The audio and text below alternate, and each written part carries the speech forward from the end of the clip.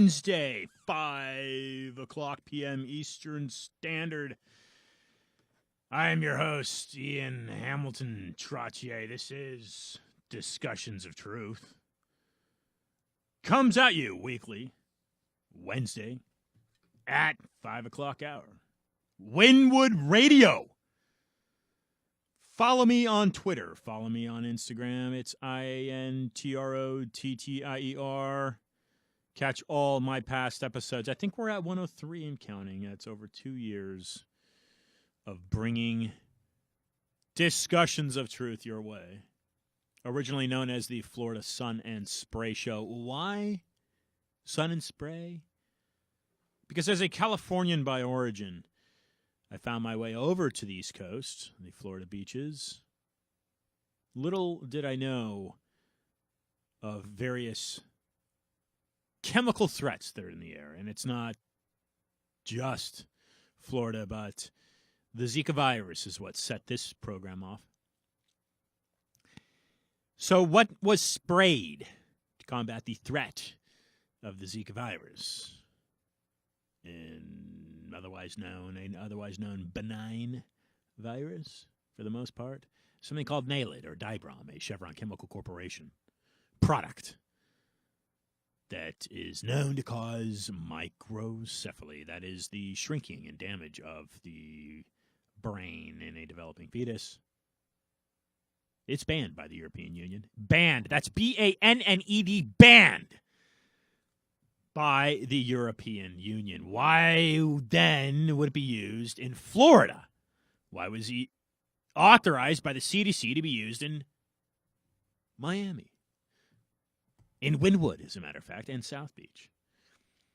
Bit.ly, that's bit.ly / capital Z, capital I, capital K, capital A, Zika, capitals, Miami Beach, capital M and B. You type that in your web browser and you will discover exactly why I do what I do. And make no mistake about it, that led me down a road and a trail of the deep state before the deep state, as a hashtag, as a commonly used term in U.S. government, was used in the U.S. government. A la Donald Trump. Yes, this happened before the deep state. I had gone into discovering. Now, deep state had been a phrase that had been used before. Donald Trump did not incept that term. It was used before, but he made it mainstream from everything I can tell. And yes, there are hands, there are organizations that control the politics of the United States government. That is the Republican Party and the Democratic Party. And today, a man that's fought this by otherwise known as a founder of an alternative party. And we have hosted Cynthia McKinney on this program. 6-term U.S. Congresswoman. Ran for president of the United States under the Green Party. So as an alternative to the two main parties, that is Republican and Democrat, Karl Denninger joins the program in about 10 minutes to discuss what he's doing to make a difference in the political system and why he is considered a founder of the Tea Party. The Tea Party. So, taking no sides politically, And we don't talk religion. We don't get into political sides. We talk about a constitutional government, a constitutional republic. That is what we live in with democratic values. That is what we live in 2019 in the United States of America. What are the values and principles that have made this country great? Last week, Melvin Goodman joined the program. He spent 3 decades in the CIA. And he said, Ian, what we become, this global massive empire, the sun never sets on the British Empire was the term. Yeah, well, the sun does not set on the American Empire, and make no mistake, this is an empire. The Founding Fathers did not put together what we know as a Constitution. They did not put that document together to create an empire.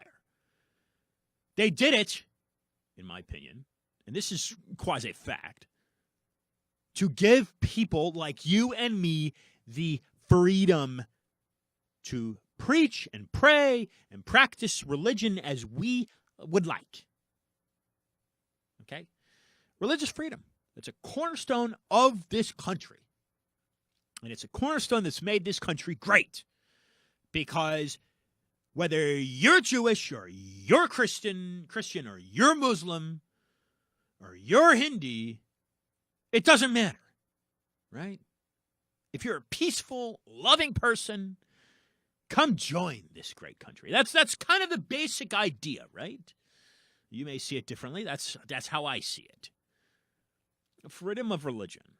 Freedom of speech, right? You want to say what you want to say. You say you don't like Trump. You say you don't like Obama. You say you don't like Clinton. You say you don't like Bush. You say you don't like JFK. You say whatever you want. Words. What's the sticks and stones that break my tongue? The words never heard, right? Well, in 2019, censorship is becoming quite a thing, isn't it? I hope you agree, because if you don't agree, perhaps you should be looking down some other avenues you're not looking at, because censorship is a very real threat to your freedoms, and that is freedom of speech, i.e., for instance. Now, another freedom we take for granted, increasingly not so much, take for granted, is freedom of press. Impeach mass media is a campaign that I started, that Discussion to Truth basically started,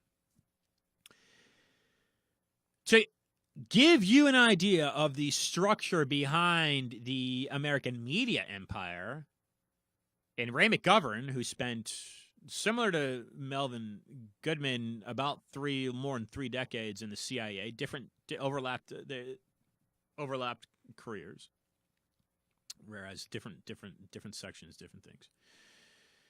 But I'm sure they're very familiar with each other, and it seemed that Melvin was, as we spoke to him last week. Ray McGovern says, Ian, this is a military-industrial media complex. And if you listen to the last week's show with Goodman, he actually quoted Eisenhower as the speech calling for military-industrial congressional complex. So he was, by otherwise, looking to attack the corruption in Congress. You know, how far have we come since Eisenhower? And then JFK getting his head blown off. For what? For looking into the deep state, no doubt about it. Make no mistake about it. Flip over your dollar bill.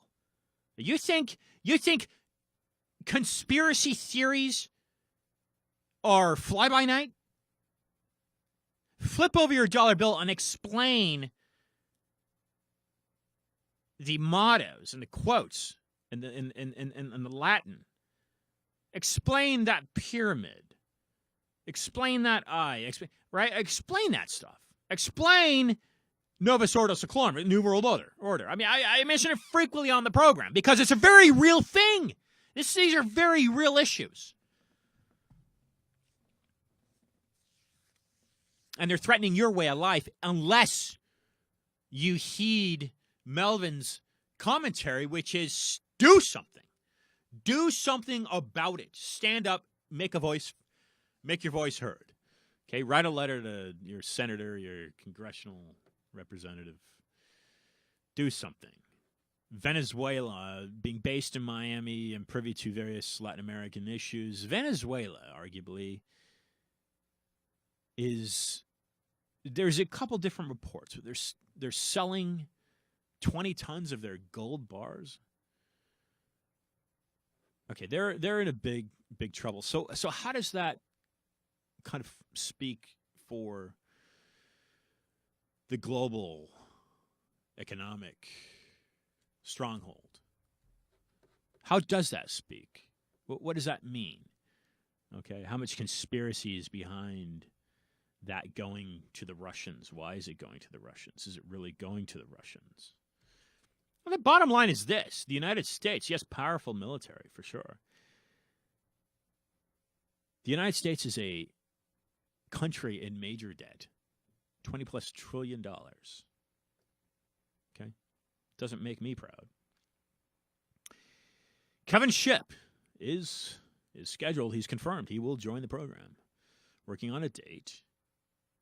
April 6th, we will host Chief Scientist of NASA Langley, Dennis Bushnell. He's confirmed, April 6th. March 6th, trained by the BBC, Tony Gosling is a British activist, historian, and investigative radio journalist. He's best known for his research published at getting into the global economic conspiracy theories, if you will. Bilderberg.com. Richard Lighthouse. He's an American author and researcher. Lighthouse holds a Master's of Science in Mechanical Engineering from Stanford University, and previously he worked for NASA.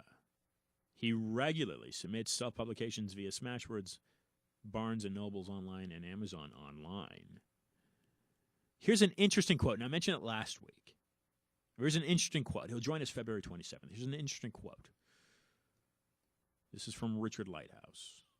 Scheduled to join the program February 27th. Lloyd's Banking Group is probably the largest corporation in the world, with a global market capitalization exceeding 2.4 quadrillion USD, according to Yahoo Finance. This company was formed in 1995. Based on its financial, it appears to be hiding trillions of dollars in assets. The total market capitalization of the stocks listed on the London Stock Exchange as LL2, LLD2, LLD5, LLD6, and LLD7 are quite large. In fact, he says, larger than all other banks in the world combined. Think about that, because it bears repeating. One bank in London has more assets and value than all other banks in the world combined. This is according to Richard Lighthouse. It is at least 100 times larger than the next largest bank, J.P. Morgan Chase. So, if that resonates with you at all,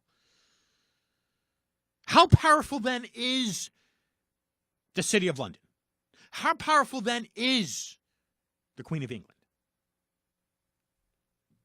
And if the United States is in a $23 trillion debt, who are they in debt to? And where is that Venezuelan gold if it leaves, if it has left, it's going to leave, where is it going to?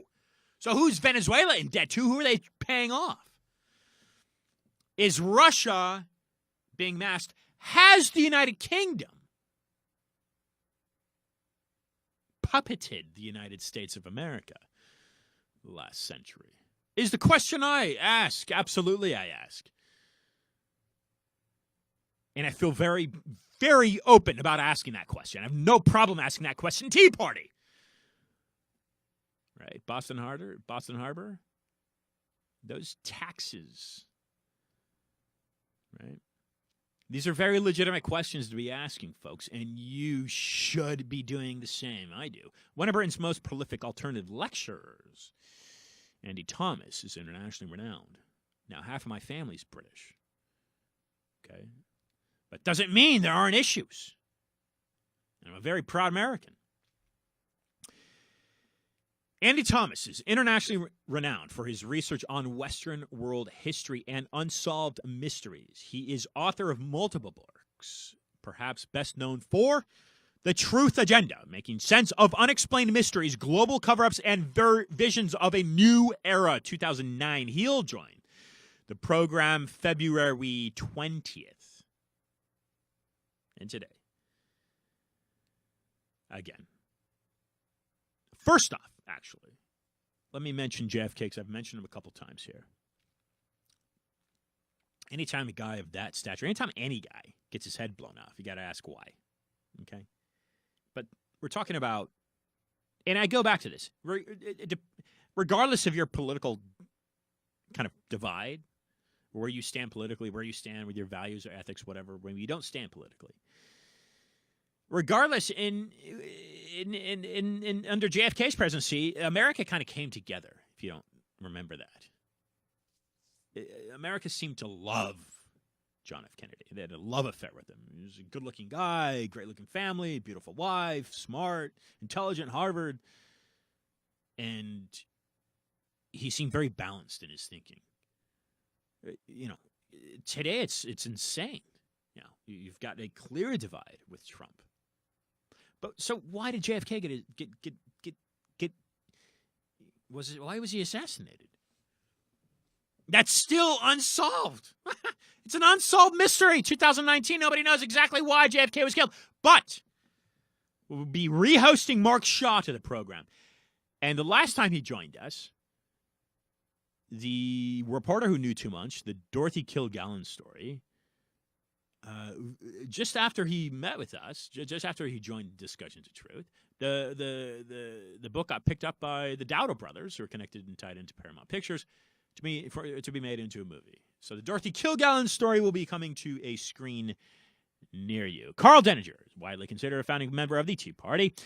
Soon after began to grow to national prominence, he began to distance himself as he say alignment too similar to the National Republican Party. Pardon me, I was reading that and it didn't come out right, so I'm not going to correct myself. I'm going to continue. An outspoken opponent to corporate fraud in the United States financial system, Denninger works to clean out and sift through the very nepotistic tentacles that run Wall Street. Denninger is sort of certified ham operator. Why would that be important? If your cell towers go down, a hurricane comes into Miami, or an earthquake hits California, or a hurricane hits New York, or a cold spell hits, knocks out cell towers. How do you communicate? A ham radio is one way. In case you didn't know, I will return with Mr. Denninger right after this, listening to a little bit of Metallica. You've joined Discussion of Truth on Windward Radio, Wednesdays, 5 o'clock. I'm right here. I'm your host, Ian Hamilton Trottier.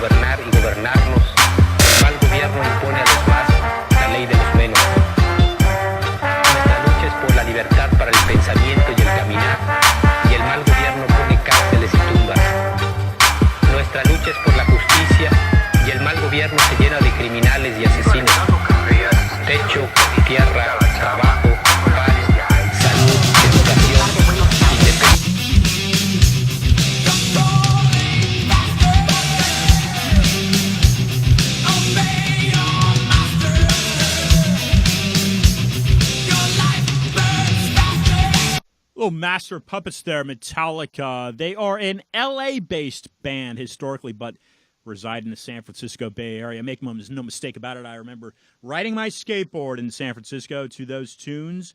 Great American band, as far as I'm concerned. We have today Karl Denninger joining the program. Karl, how are you?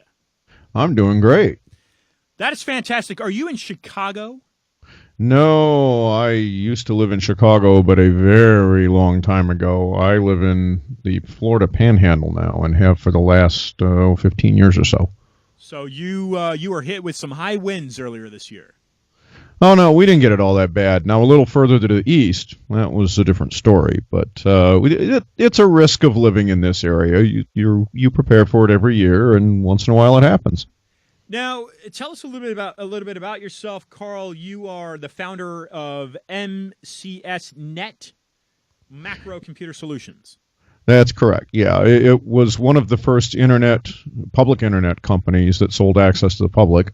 We set that up in 1993. It actually started in my closet, believe it or not. It was a real closet industry. And wound up as a multi-million-dollar company with a third of a floor, about 8,300 square feet at 2 Prudential Plaza in downtown Chicago. Wow, fantastic! Now, who were the competitors in that space at the time? Oh, Lord, there were 100 by the time we got done. We had 100 competitors within about 2 or 3 years. We were second by a day, but the first guy went out of business a couple of years later. So by some standards, I guess you could say we were first. So you're looking at like a GoDaddy on a parallel. Is that what MCS Net was, or was it a little more? Was it like a GoDaddy? It was a hosting service. It started as a access service for the public. So the original service that we sold was essentially like dial-up access, much like America Online, but very rapidly ended up adding both business class services, dedicated circuits, and hosting. We were the first ones to figure out how to do split hosting across for multiple clients across a single machine that was essentially virtualized, and this was before the virtual machine revolution took over, and of course all the cloud businesses piggybacked off of that innovation. But we figured out how to do it at a different level before that technology was available in consumer available CPUs. Yeah, and so without getting into the mainframe class of stuff, because that was always the problem with that, is that historically you could do that kind of thing on a mainframe, but you couldn't afford the mainframe. Sure. But Tim Berners-Lee, basically, he's the father of the www protocol, and that stems from CERN. What's in your view of kind of America Online, to use that cliche phrase? Where does that originate? Because certainly connecting computers globally was a military type technology, but then it became known to the public, and it became mainframe and corporatized. But to give listeners a little bit of your background in regards to that technology section, how did you get involved, and can you connect any dots to what Tim was working on there at CERN? Yeah, I think so. The original design of that protocol we all use today, called TCP/IP, was put together by the Defense Department, DARPA. It's a research program, and the reason it was originally designed was to allow our warfighting people to continue to operate in the event of a nuclear war. And so, as you can imagine, the protocol was designed to be extraordinarily robust and to work around things that were ash because they'd just been nuked out of existence. So that turns out to be a very desirable property for a civilian network as well, because things break, stuff gets blown up, you have a fire in your building or whatever have you. So there's a lot of things that are good from that point of view, and it kind of got co-opted. And then there was a split that occurred. The network that started with DARPA in the civilian world was kind of stolen by the NSF, the National Science Foundation, and became the NSF net, which connected universities. Okay. And in order to talk to that, you had to have some kind of educational connection. In other words, you had to have some reason to be talking to professors and doing research work and things like this. Two gentlemen, Rick Adams and Marty Schaufstoll, set up two companies, UUNet and PSI, and built a parallel network around the National Science Foundation network and started selling service to the public. And that's where the public internet that we know today was born. Our company essentially took a step somewhat beyond that, in that what Marty and Rick were doing was not selling individual access to individual persons. They were selling dedicated circuits for the most part to companies and firms like ours in the end. And so we were, one further step down the line. But it really didn't take off originally, and the reason is you had to be able to understand Unix and use a command line, an old-fashioned 80-column terminal. Wow. That was how it worked.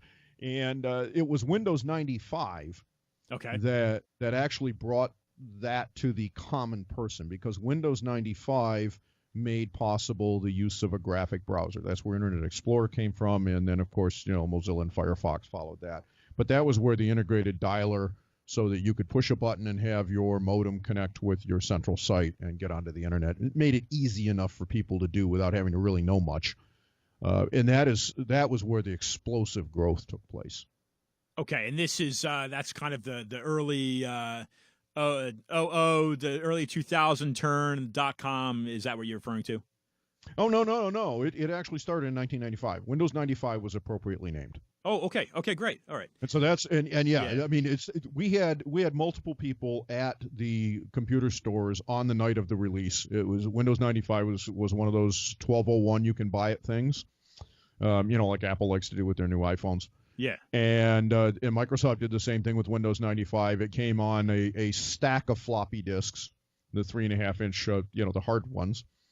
And we had multiple people at the stores. They had the copies, and then we literally had our technical people there all night getting it up and running, because we knew what was going to happen the next morning, and it did. The phone started ringing, and it never stopped. Oh, my goodness. Wow. Amazing. So business just kind of took off at that point. Oh, yeah, it exploded at that point. And then, of course, as time has gone on, nobody uses a dial-up connection anymore. Now it's all cable modem or DSL or in many cases, off your phone on wireless. So you obviously had a big enough impact in the technology industry in that regard, and that your voice carried when you began. Was it a blog post that you made regarding the Tea Party? You're considered a founding member of that, or one of the early members to join that party. Yeah, that was a little further down the road. What originally started my publishing endeavors, if you will, was in 2007, early part of 2007. There was a very large stock market drop. Of course, being semi-retired and sitting in Florida and having sold my company, I was kind of interested in why all of a sudden I saw all this red ink on my screen. And when I looked into it, what I found was that the banks were doing things that were absolutely fraudulent and illegal, and they just had a problem over in China. And so I decided that, the market had been good to me and the economy had been good to me, so I'd pay some of that back, and started writing on this. That was in the early part of 2007, and the first articles were dealing with Washington Mutual, which was they had announced their earnings and were paying more money out in dividends than they were taking in actual cash. That was a Seattle-based bank? Yeah, they were one of the West Coast mavens. They, along with IndyMac, blew up during the crisis. And I predicted in that original post that they were going to blow up and that what they were doing should bring immediate regulatory response. Of course, there was no regulatory response, but the market took care of them in time and they went out of business. The Tea Party Association came from a video blog entry that I did. At the time, I was doing video entries pretty much on a daily basis for people that were donors to the system, because video bandwidth is pretty expensive, so I was paying a pretty good sized hosting bill to do that. And said that everybody ought to consider, since Congress wasn't going to do anything about this was right after Obama's election, that they ought to send everybody a bag of tea in Congress. Nothing threatening, just one bag of tea, and the implications obvious. And this is your idea? Yeah, well, a couple days later, Rick Santelli said the same thing on the floor of the CME Interesting. on CNBC. I don't know if he read the article or not, but I got tagged, and Uh-huh. so that was how that all came about. And I gave some speeches at some of the local events and some of the stuff around the state. And then the Tea Party got co-opted into basically rah-rah Republican, and the fraud's all fine, and nobody needs to go to jail. And I said, well, you know what you can do with this? Here, let me turn this middle finger up for you. Sure. Sure. Now, why, Carl? Why a tea bag? Well, because the implication was obvious. The Boston Tea Party it was a kind of a non-threatening way of saying cut this out, or there might be a revolt. Yeah. Was there any banking tie-in to the British banking tie-in at all? Well, there was from my point of view, because not from the British, but from the fraud that had gone on in the banking and the financial sector, yeah, with Wall Street, because I'd been writing about it at that point for a couple of years. Yeah. Okay. So let's get in now. Not to jump around, but let's get into your view of what's going on politically in the United States, the political structure of the country. Well, I'm going to give your listeners a scoop, because there's an article coming out tomorrow. So you're going to get you're going to be in front of this by about 12 hours, and that is this situation we have going on in Virginia right now. All right, and I think this is a pretty good mold and model for what's been happening in this country for the last 20 or 30 years, and it's why we don't seem to get anything solved. I mean, I'll just take one quick example. The medical industry in this country robs approximately $3 trillion a year from Americans, steals it, does it through violations of 15 United States Code. Those are felony violations, by the way. I'm talking about antitrust law. The medical and insurance industry has been all the way to the Supreme Court twice trying to claim exemptions to these laws. They lost both cases. That was in the late 1970s and early 1980s. So there is no question that these laws apply. However, nobody at the federal or state level will do anything about it. They won't arrest anybody. They won't throw anyone in jail. They don't even threaten to fine people. Okay. What they do manage to do is get laws passed that give them advantages that they could not get legally otherwise. For example, if you get on a plane and fly to India and load your suitcase up with Sovaldi, the cure for hepatitis C, which costs about $1,000 for the entire course of treatment, bring it back to the United States where it costs $80,000, and you propose to sell it to people who need it, you will go to prison because it's against the law. It's a felony. The fact that it is illegal to price fix, including internationally, doesn't seem to bother anybody in the Justice Department. And yet that law was passed in the early 1900s. Okay, it's been around forever. Okay, so what's really going on here? Well, look at what we have in Virginia. We have a governor who allegedly, during his time in medical school, had a picture in his yearbook with somebody in blackface and somebody else in a KKK robe on his page. Okay, now, then you have the lieutenant governor who allegedly, if you read the news, is now all over Fox. And I can't quantify the validity of this allegation, but supposedly he essentially raped a woman many years ago, orally, but rape nonetheless, a sexual assault. And then you've got today, just today, the Attorney General, who's the third in succession, also supposedly had blackface at some point in the past in his history, too, and it did that as well. All right, now, I just want you to take just a moment for you and your audience to think about this. What are the odds that somebody is a sexual predator, just the general population? You take, 10,000 guys, because, let's face it, guys are typically the assailants, not always, but typically. Yeah.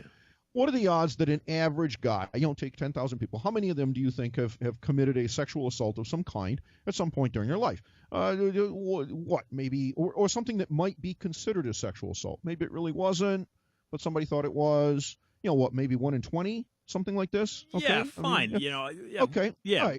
All right. And what percentage do you think of the population is an outrageously overt racist to the point that they put a KKK hood on and think it was funny? That's incredibly minuscule. There's small, yeah, right? Right. So now remember, probabilities are multiplicative.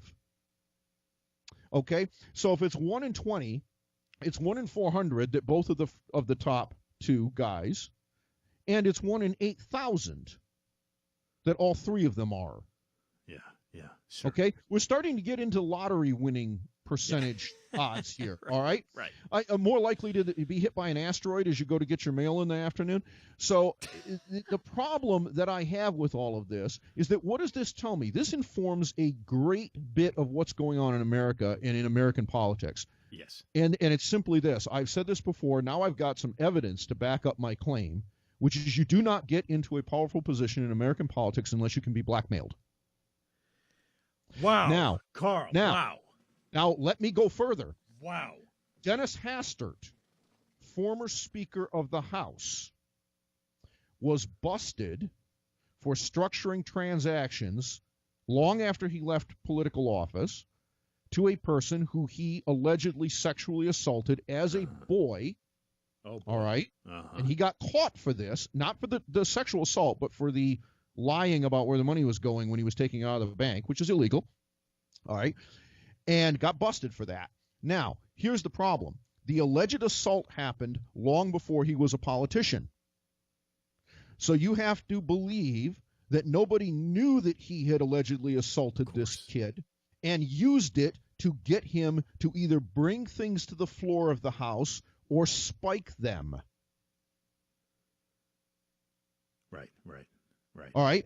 Do I think the same thing is probably true with ex-President Obama? Yeah. Oh, boy. I could go down the list on that one. There's a long list, okay, including alleged claims that he was a foreign student to get special preferences when he was in college. Questions about his selective service records. Okay. All of that ties into the whole birther thing, which, of course, the people, I did a whole series of articles on the inconsistencies in the documents that were supposedly proffered. I don't know if those were forged documents or not. Doesn't really matter. The point is, do you think none of this was usable? Of course it was. All right. Now, all of a sudden, I've got the top 3 people in a state government, all 3 of them, who are seriously compromised. The odds against that are astronomical. An individual, yeah, okay, it happens. But a series like this, I'm not buying it. That's not a coincidence. And what does that tell you about why all of these things go on in our country today, many of them blatantly against the law? Just look at what happened before the financial crisis. All these loans that were handed out to people that had no money, no ability to pay, no nothing. Yeah. Fraud in the way that these securities were put together and sold. Fraud in the appraisals. Okay, by the way, that's still going on. I just got done with dealing with my late mother's estate, and there's still game playing going on in the appraisal business, an incredible amount of it. I could spend an hour on that alone. Not one person, and by the way, we were supposedly on the brink of something worse than the Great Depression in 2008, right? This is what we were all told. This is why they had to spend $700 billion and bail all these people out, which, by the way, turned into trillions of dollars that ended up on the Fed's balance sheet and still hasn't come back off. About $3 trillion, which permanently increased the price of things like your health care. All right. And how did it happen that all of this happened? There were more felonies than you can count involved in doing it. Ripping people off is against the law. Of course. I mean, it's supposed to be, right? I mean, if I walk into a bank or a convenience store and say, hey, give me all the money, I go to jail. But no one went to jail. No, literally nobody. Essentially, I mean, there were a couple. I guess there were like a couple of people that got busted for mortgage fraud or something like this. Okay, right. Look, we had a bank, Colonial, that wrote a bunch of paper down here in this area. The bank collapsed. The entity that acquired them did a quickie forensic write-up of basically justifying to their shareholders, because it was a public firm, why it is that we should take this these so-called toxic assets on. I mean, hey, what makes you think this isn't going to blow you up, right? Sure. And they showed that the values that they got, what they had to pay for these things, were 40, 50% discounts from what they were being carried at. Now, here's the trick. A month earlier, that other firm had reported earnings with a set of financial statements. You're telling me that the value of everything they held went down by 40% in a month? I don't think so. Yeah. Okay, nobody went to jail. Again, no one goes to jail. So why does no one go to jail? Well, maybe because if people go to jail, it won't just be the person that get arrested. It'll be all the people that are being blackmailed. Yeah, right. Exactly. Karl, in your research, who are you able to hold accountable? Who's behind some of this string pulling? Well, you can't. That's the problem. Is there's so much of it. See, if it's easy, if you've got a bunch of mafiosos running around a city or a county or whatever, it's a relatively small group of people, and the number of people that they're influencing is a relatively small number. All right, it's your city council or something like that, right? You bust them, and you can lock a few people up, and it's done. This is a cultural problem. This goes beyond you're not just going to say, oh, gee, the FBI, because who thinks that the top people of the FBI aren't in the same box? I mean, are you joking me? Of course they are. So the only way this gets addressed is for the people of this country to rise up and say, we're not going to put up with this anymore. It's going to stop. It's going to stop now. And if it doesn't, we're going to make it stop. And there are peaceful ways to do that. I mean, of course, the first thing everyone says, oh, you're saying, you got to have 76. No. Look, you could have a general strike tomorrow, and the economy and the tax receipts of the federal government would go in the toilet within a few days, and the cities would be burning in a week, and nobody would have to lift a finger to do a single violent thing. Why? Because everybody, I mean, how long would it take before your grocery store was cleaned out if there were no trucks coming to fill it up? Right. So, and by the way, there's nothing violent about refusing to drive the truck. Okay. Sure. It's just saying we're not going to do it. All right. And then the government is not taking in any money, so now you've got no bonds coming in. You've got nothing to sell. All right, in terms of tax receipts. Right. So that unbacks the Treasury. What happens to the Treasury market? What happens to Treasury yields? They skyrocket. What happens to the ability? See, the people in this country, we hold all of the power. Right. The politicians think they do. The truth is they do not. And that's the truth. Truth. The thing is, we hold all the power. But until we decide to exercise it and say this corruption is going to stop, the idea that you can just go get some free health care from somebody. You've got the people on the left that are running around, Medicare for all, and this, that, excuse me. If we cut the cost of medical care by 80%, you wouldn't need Medicare. You wouldn't need health insurance except for a policy against catastrophes like cancer, and that would cost you $200 or $300 a year. Amazing. Karl, let's broaden the spectrum here a little bit, and I want to address banking, but broadening the spectrum here to throwing a suggestion out there. And that's exactly right. That's why I do what I do, and I'm sure it's why you do what you do, is because the power is with the people. The government, we are the government, and we're here to remind ourselves and each other that is the design, and that is what's made this country great. But let's kind of say, hey, look, wait a second here. There's masks being worn, and there's strings being pulled here, and there's deception and blackmail and that sort of thing.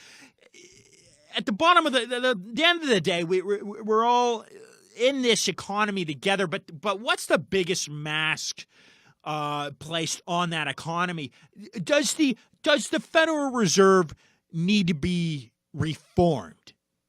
No, because the Federal Reserve is, for the most part, a creature that follows what it is shoved in front of it. Remember that the Federal Reserve was created by an act of Congress. It could be deleted by an act of Congress. In fact, the Federal Reserve is not the first bank of the United States. Right. Okay, Right. Of course it's been not. done a few times before, right? We've had a few bites at this apple in the past. There is a blatant fraud within the Federal Reserve's operations, which is out in the open and notorious. You hear Janet Yellen, you heard Ben Bernanke, you now hear Powell talk about a 2% inflation target. The law, the Federal Reserve Act, says that the Federal Reserve's mandate is stable prices. A 2% inflation rate, anybody that's done any kind of banking or interest calculations and everything else knows about this thing called the rule of 72, right? Divide 72 by the rate of change, and you get the number of years for something to double or halve. This means that the price of everything doubles if you keep your 2% inflation rate, and it's accurate and it's real and you're not lying about it, every 35 years. Well, that's not stable. Right. A 2% inflation rate is illegal. Furthermore, all economies are inherently deflationary because productivity is the definition of deflation. It is the ability to do more with less.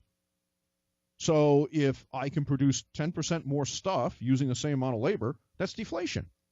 The price of that thing should come down by 10%. And by the way, the person who's supposed to get the benefit of that is all of us. Because don't you like it when you get more for spending less? Of course you do. That's good. Sure. Your houses should go down in price, cars should go down in price, education should go down in price, healthcare should go down in price. Right. That's what technology does. And that is what advancement of a society does over time. It gives people more for less. Well, what is this official declaration that we're going to make everything go the opposite direction on purpose? Right. Okay? And by the way, Congress has the ability to stop that because they're the ones that passed the law. So where are the cops? Where are the handcuffs? Right. All right. I caught Ben Bernanke into the maw of the collapse in 2008. He made a statement in front of Congress that he was adding liquidity into the system during that to try to stop the collapse when Lehman went under. The public data published by the New York Fed said he actually pulled over $60 billion out of the banking system. Wow. On purpose. Okay? That's public data. I faxed a copy of it to every single member of Congress, and the next time he got in front of Congress from Humphrey Hawkins, there was not one single question asked about it. All 535 copies were delivered. Unbelievable. Oh, you want something better? I got a call from Ron Paul's office telling me not to fax him anymore. Ah. Yeah, so much for being the great monetary reformer. Incredible, Carl. Yeah. Absolutely incredible. So what is this thing that's become, so commonly used now within the past couple of years, deep state? How does that get defined? What is that? Is that what we're looking at here? Yeah, it's everything. I mean, that's deep state is just this idea that there's a bunch of hidden bureaucrats in the that are behind the scenes pulling all the strings. Yeah. I think it's a little more simple than that. The reality is that it's the American people have decided that they're just I hate to say it, but we lost our nuts after World War II. And I like that. We need to find them because this is not going to stop. And the idea that you can somehow tax. Well, you look what's happening in New York. Okay, Cuomo was complaining about this a couple of days ago. He said, "Well, we raised taxes. And of course the SALT deduction went away, which means you can't deduct your property taxes over $10,000 a year. By the way, if you're paying more than $10,000 a year in property taxes, you're getting robbed. May I point that out to people?" And so he's like, "Oh, well, this is so terrible. All these people that are rich, they left the state." Yeah, Governor. Didn't you think that might happen? You can. Here's the thing that I always think is so interesting. Why don't you tax everybody that makes more than $500,000 at 100% or 95%? Some stupidly ridiculous number. I'll tell you what's going to happen if you do that. The first year you'll get some money. right? The second year, everyone will make $499,999 or less. Okay? Because the day that they get to 500, they're going to go to the beach. Yeah. And they're going to sit there and suck on Mai Tais for the rest of the year. And why not? Okay, look, I'm doing this now, okay, on a smaller scale. Because Obamacare, when Obama passed this, Obamacare says that the second $20,000 you make as a single person gets taxed at over 50% because the subsidy goes away. And so you pay about $10,000 a year for a worthless health insurance policy that you don't need if you're healthy, okay? And yet you have to buy it or you get penalized, all right? So you can't buy a lesser one because you can't buy them anymore. They're all gone. So what you're saying to me is that if I make $23,000 a year, I can have good health insurance and I pay $5 a month. But if I make $40,000 a year, I have to give $10,000 of that 40 to the health insurance company for something I don't need. Yeah. Also, a bunch of drug addicts can have, whatever they want, Sure. right? Well, guess what? I'll make $23,000 a year. Right. And when I get to $23,000 a year, I stop working. and I can do that because I own my house. I don't have any debt, and and I don't need a Lamborghini. Yeah. Okay, right. Yeah. So I can do that kind of thing. But you know what? I can easily. I had a mid-six-figure income when I ran MCS for several years running. Sure. I can do it again, but I'm not going to as long as the government does this. Right. It's totally killing. It's killing the entrepreneurialism. It's killing the economics of the country. It's killing. Is it purposely being done? Well, I don't know, but it's killing the tax receipts because I'll tell you what, I got writer's cramp writing those checks back in the 1990s. and I would be happy to do it again. I don't mind paying taxes at a reasonable rate if I make a lot of money. That's what my CPA guy that did that stuff for me, because things get complicated when you start making a whole bunch. And he used to tell me, he says, you shouldn't complain about writing these checks. He says that just means that you're doing really well. He says the alternative is you're broke. So then you don't have to write any checks. But I'm perfectly happy to pay essentially nothing. I don't need to live in an opulent lifestyle. Right. Yeah, exactly. Karl, what's the biggest threat to the United States today? Domestically, let's think domestically here. That's easy. We are not going to make it through 2024 without a fiscal collapse, and I've been on the record on this for quite a while. In fact, my original prediction on this was within a few years of that date, back in the 1990s, and I said this was going to happen. And the reason is the healthcare scams. And there is no way to fix this with taxes. People need to understand something. You cannot fix this with taxes. You cannot fix this by expanding Medicare and Medicaid. You cannot fix this by so-called fixing Obamacare. There is no way to fix this other than to break the monopolies and tell the people who are doing it today that if they don't stop, they're all going to go to prison. And then start doing it. And you'll have to lock a few of them up, not too many, because they won't believe you. Of course, after 40 years of lying that, we're going to make it, they're not going to believe you until you actually arrest a few of them. You perp walk a few hospital executives and some doctors and some drug executives. You perp walk them down to the local courthouse and you charge them with 500,000 counts of violating 15 United States code. By the way, that's 10 years in the can for each one and $1 million fine. Ow. Okay. Right. You only have to do it once or twice and it will stop. But if we don't do it, and we don't do it now, what's going to end up happening is that Medicare is going to run out of bonds that they can redeem.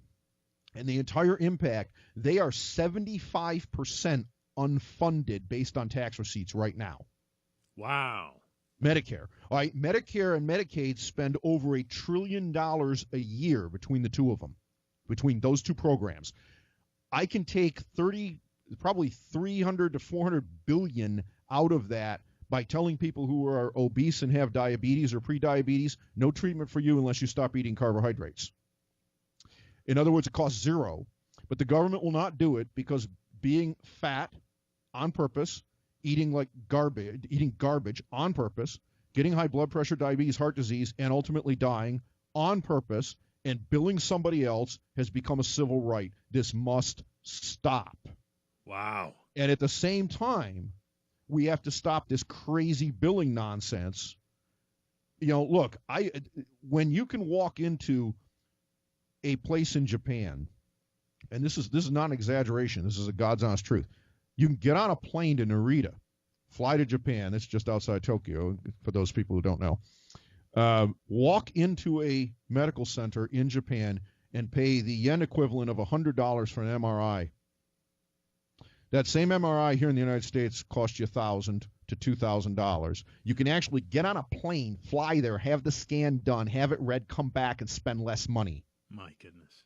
You went halfway around the world. Right. Okay? That's insane. And the only reason it goes on is because of the fraud and the felony. And if we don't stop it, it's going to bankrupt the country. It is right now, as it stands, if you fix this, the federal budget runs a perpetual surplus of approximately $400 billion a year. Wow. Forever. Social Security is not broken. Those people who say it is and try to put the two together, they're lying. I've run the numbers on this. I've written some articles on it. Social Security, with a relatively small increase in the tax rate or a change in the phase-out. You get beyond the phase-out amount, you don't pay it anymore, right? You could lift that a little bit. You increase the tax receipts by about 12, 13%, and it is perpetually funded into the future. There's no problem with Social Security. Yes, today it is running a deficit, but remember, all those boomers that are collecting, they're going to die because that's what we all do eventually. And so their impact on the system is temporary. It will go away.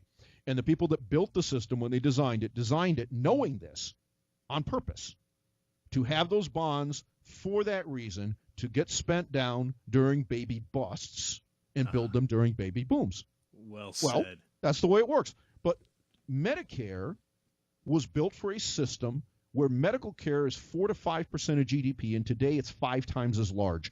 There is no way to fix that because you're underfunded by 75%. Wow. Good stuff, Karl. Let's bring it down to the individual listener. What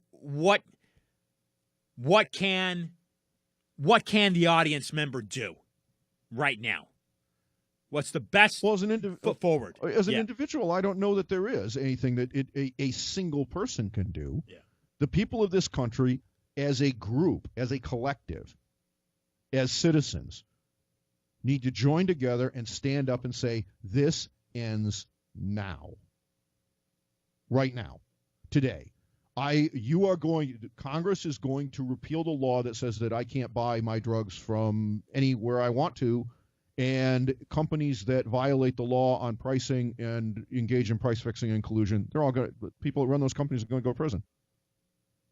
And if you do this as a medical center and you say, well, we're going to bill you if you're on Medicare at $200 for this procedure, and if you have private insurance, you're going to pay $2,000, and if you don't have any insurance, you're going to pay $50,000. Anybody that does that goes to prison.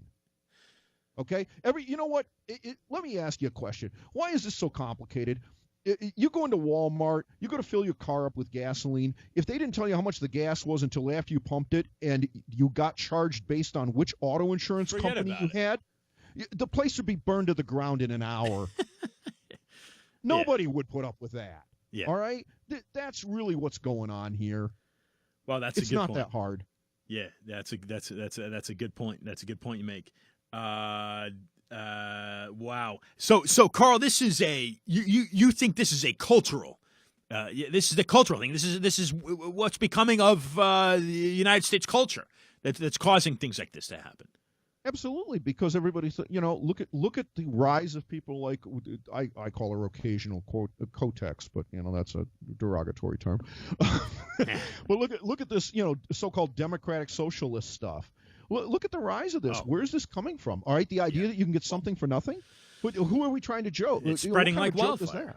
Yeah. Well, yeah, but that's a cultural problem. Yeah. All right, yeah. Where did I have to actually go out and work and earn some money? And oh, by the way, I get to keep it after I earn it. Where did that go away? And think about this, folks. It wasn't that long ago that one person in a couple could go to work and raise a family of 4 on the wages they earned.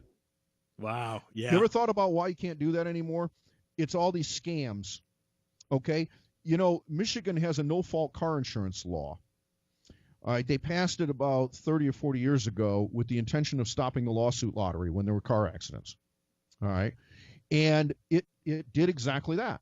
It took the medical industry very little time to realize that they could turn around and charge you 3 to 5 times as much for an injury if it happened during a car accident as if it happened while you were walking your dog. Uh-huh. Now, that's a felony, okay? But no one will prosecute anybody. And so guess what? Now liability insurance in large parts of the state of Michigan, just liability insurance, no collisions, over $2,000 a year.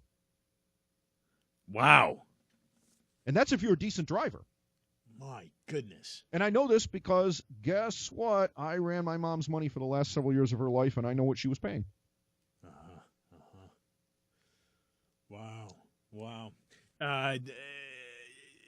Karl, are there any insurance companies that grab your attention right now as being major culprits of this? All of them. In the healthcare industry. All of them. I mean, you know, look, insurance is a regulated business, okay? An insurance company is a business where you get to make about 10%. Maybe a little more, maybe a little less, depending on the insurance regulators, the commissioners in your state, whatever have you, okay? But you get to make about 10%. So think about this. If you're an insurance company, how do you make your business grow? How do you make your volume and your profit grow? There's only one way to do it, because you only make 10%, right? And that is more money has to flow through your hands. So do you really think the car insurance company wants you to have fewer accidents and less expensive ones? No, they want you to have more expensive accidents. They love $50,000 cars instead of $15,000 cars, right, because $50,000 cars cost more to fix. And the only way they can make more money is if the amount of claims that they have to pay out goes up. The amount of premium that they get to collect more premium. It's the only way to make the business larger. Right. It's not malicious. It's just the way the business works. Unbelievable. Incredible words, ladies and gentlemen. Karl Denninger. Karl, do you have any final words that you'd like to share with listeners? And final words and a website or a blog site that listeners can go to? Well, you can read my stuff at market-ticker.org. And it takes both regular HTTP and preferred HTTPS, because that way people can't see what you're actually reading. I don't know why it would matter. I'm publishing it after all. But you could go either way. And really, I think what I would like to leave listeners with is that this is a cultural issue. We need to stop thinking that government can find a solution to problems. We need to insist instead that the fraud within the existing system, wherever it is, and it's everywhere, all right, that the people that commit these crimes get the same treatment that you do if, you know, some guy walks into your store and sticks up the gun and says, right, you know, hand over all the cash. We need to start treating the people that do this on a grand scale the same way that we would be treating the guy who walks into the bank and does it. And we're not. And we haven't been for decades. And that must stop.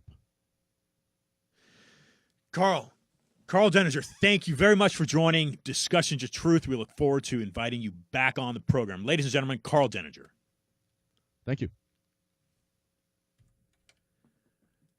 Discussions of Truth continues to receive incredible guests. It has since the inception, and that is because, in my opinion, no more has it ever been pertinent and incredibly important that you and me stand up to make a difference. And like Karl said, we all have to come together. And that's why I strive to send a message that crosses political divides. This is a united country. These states are united. Well, you've got divisions happening, and that can't happen for the country to progress and strengthen. I will be right back with some final words. This is Discussions of Truth, broadcasting live Wednesdays, 5 p.m. from the Wynwood District of Miami, Florida.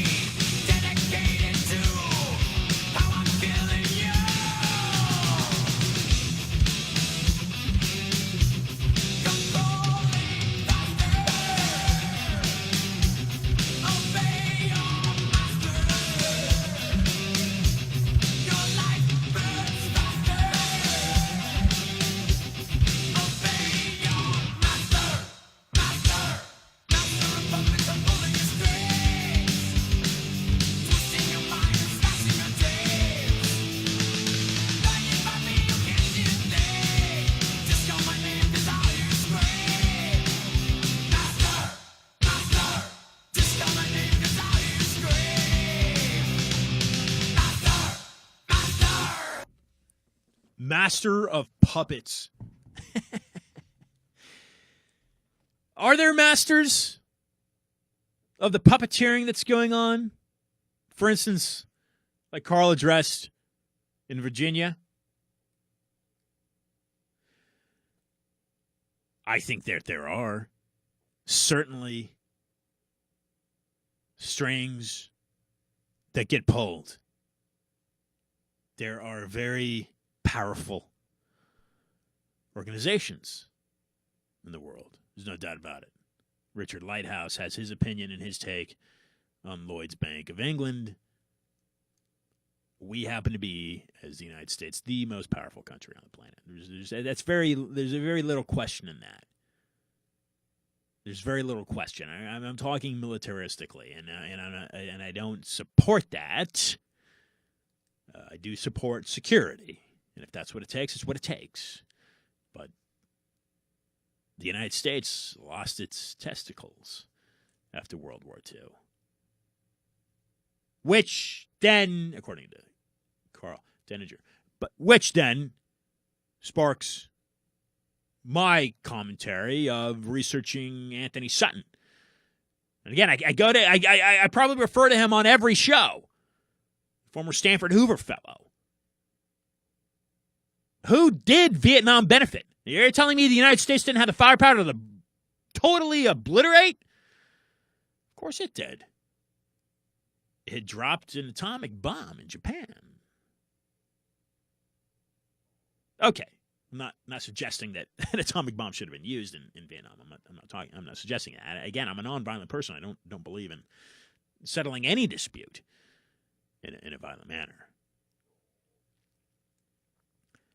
But there are organizations and there are groups that pass laws to benefit themselves, knowingly doing so as it damages you. Healthcare reform, insurance, banking, master of puppets. if I do nothing other than help you incite a intellectual discussion within your own brain, then I've done my job.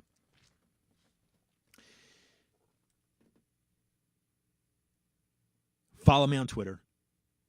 Follow me on Instagram. IANTROTTIER. Denninger.net is one of Karl's websites. You can go there to touch base and see what he's doing. That's DENNINGER.net. Next week, be right back here with former defense attorney of Southern California, now based in the San Francisco Bay Area. He's authored, I believe it's over 20 books. Mark Shaw. And until then, be awesome.